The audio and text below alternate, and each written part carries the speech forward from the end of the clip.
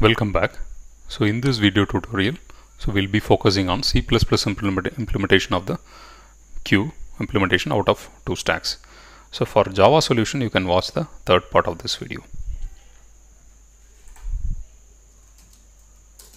Okay, so let's name the queue header as queue.header.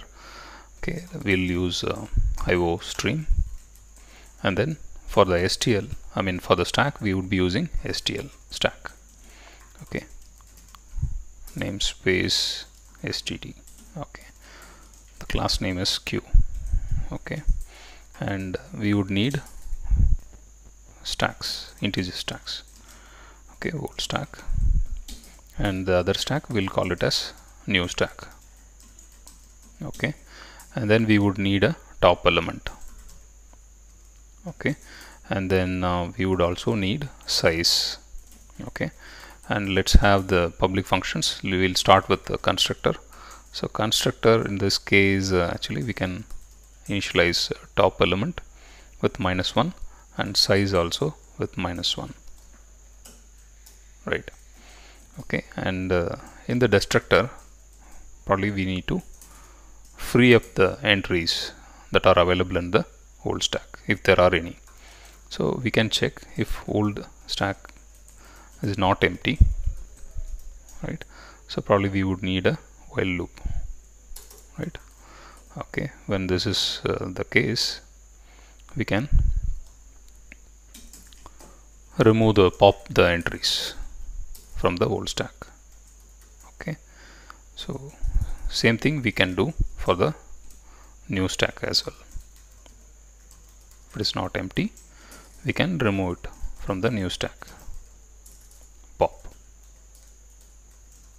Yeah, so far so good, right? So now we can actually think of the enqueue dequeue functionalities. So the enqueue functionality, probably we can to indicate if there is a failure or success. So we can have a bool, and let's name the enqueue function like this, and let it accept a element, some integer value. Okay, and then let's our dequeue return a integer. Okay, and then it doesn't have to take any input. Okay, then we can have a isEmpty function. So isEmpty function will return true if it is empty, otherwise false, right? And then a size function, which will return the size of the queue. Okay, so now let's implement the enqueue function. Okay, queue scope resolution enqueue int element, right? And then over here, probably we can have a flag, be return flag, that is true initially, and then let's try, and then we'll see. Okay, so we are going to decided in the first part that we are going to insert the new entries for the queue into the new stack, right? So we can directly push it. That's it. We can catch if there are any exceptions here, and then over here we can say be return is equal to false, right? Over here we can return whether it is successful or a failure. So in case of failure, probably we can have some message, some error occurred. Okay, that completes our enqueue functionality. So we can go ahead with the dequeue functionality, right? So over here we need to check. So we need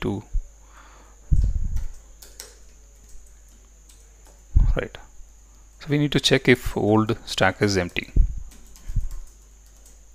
If the old stack is empty, then we can fill the old stack from the new stack, while not new stack is empty, so that we have some entries in the new stack. So we can use the member variable so which to store the top element. New stack dot top will return the topmost entry in the new stack, and then we can directly push that into the old stack. Top element, right? And then now we need to pop that entry from the new stack. Okay, having a bracket would help us avoid some errors, right? So now it looks better.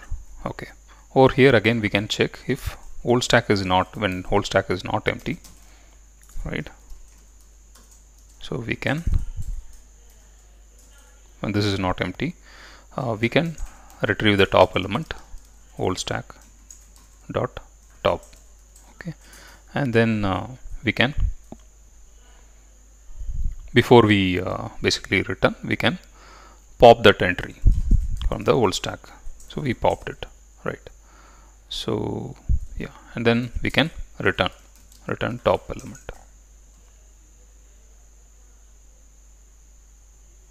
So one way to do that is, so probably we can have single entry, single exit. So top element we can ensure it is -1. So though it is initialized in the constructor, we can ensure, double check that it is -1. Otherwise it is retrieved. We retrieve the proper value and then we can return here top element, right? So just to indicate when the queue is empty, so over here we can say queue is empty.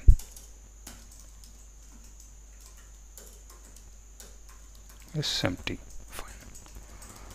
Right. Okay.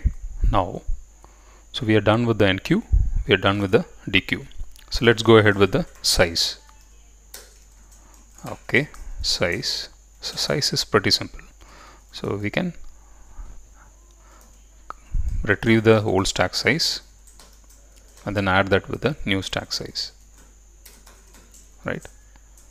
And then we can return that size. We should not be using any local variable, otherwise the local variable will be destroyed before the caller retrieves the size.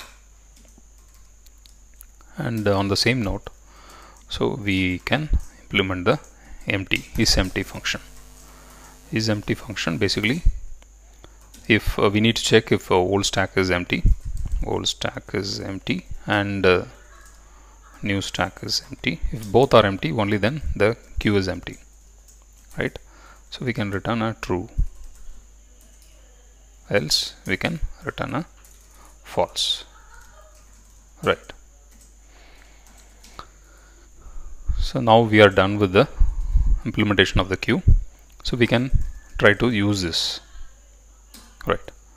So we need to include the queue header that we just now created. Okay, and we'll create a pointer. We'll construct the queue and we'll check if things went well, right? Okay, if it is null, probably we can say error creating queue, right? And then we can return a -1 to indicate it's a failure to the operating system. Okay, if the control reaches here, we know that we were able to create the object, right? So we can probably have a loop. So let's say we'll start with 1 and then we will enter some 5 values, right? So okay, and let's multiply that by 10 so that it looks good to our eyes. Yeah, fine. So we have inserted some values, so probably we can print some messages.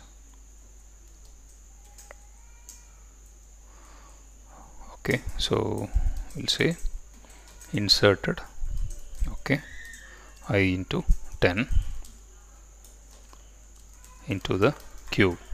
Okay, Fine. Maybe we can have another end line here, right? So we have inserted some values. Now let's try to dequeue. While dequeuing, okay, so let's try this. Equal to 1 less than 6 plus plus I. So probably we can use the size now, right? So int size equal to pq dot size, okay, and we can use that size here. Okay, we can dequeue now. When dequeuing, we will print it. Dequeued.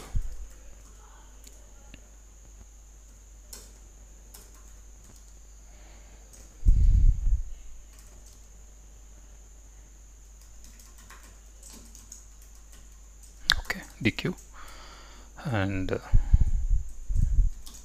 that's it. Fine. Maybe here we can have another end line. Okay, fine. So let's return. So the function that we have not used is empty. So we can check pq is empty, right? So we can have a bool b is empty equal to this. So we can say if is empty, then we know we need to print q is empty. Q is empty.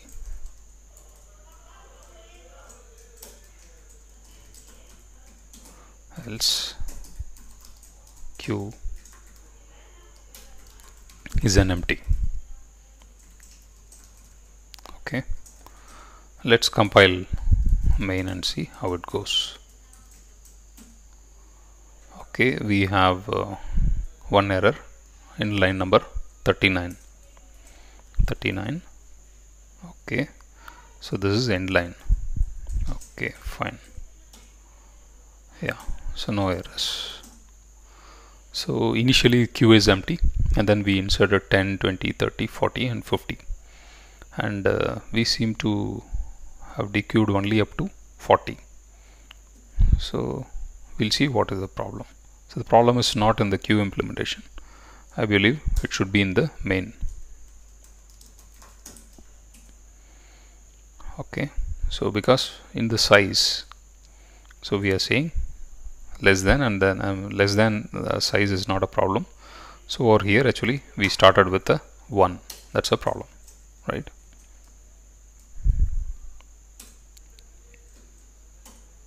Yeah, so things are working fine. So let's review the code once again. Okay, so we included IO stream for a C out, and I mean we are not using CN, but anyway, so C out is coming from IO stream, and this is the STL stack header. We are using std namespace. Fine. So we are given with 2 stacks. So we 2 integer stacks, old stack and new stack, and top element for our temporary purpose. I mean for retrieving elements and pushing into, for all those purpose we will be using this, and then size to store the size, to retrieve the size in the size variable. Fine. And in the constructor we initialized top element and size to -1, and in the destructor we are ensuring if old stack has some entries we pop out, and new stack has some entries we pop out that. That's it, to avoid memory leaks, right? And we declared enq, dequeue, empty, is empty and size functions. We defined those functions like this here. So enq accepts a integer element, and we try to push that element. In case of exception, so we set the be ret as false, otherwise it's going to be true. So we return the, if it is successful it is going to be true. Fine. So and then okay, so we have the dequeue functionality.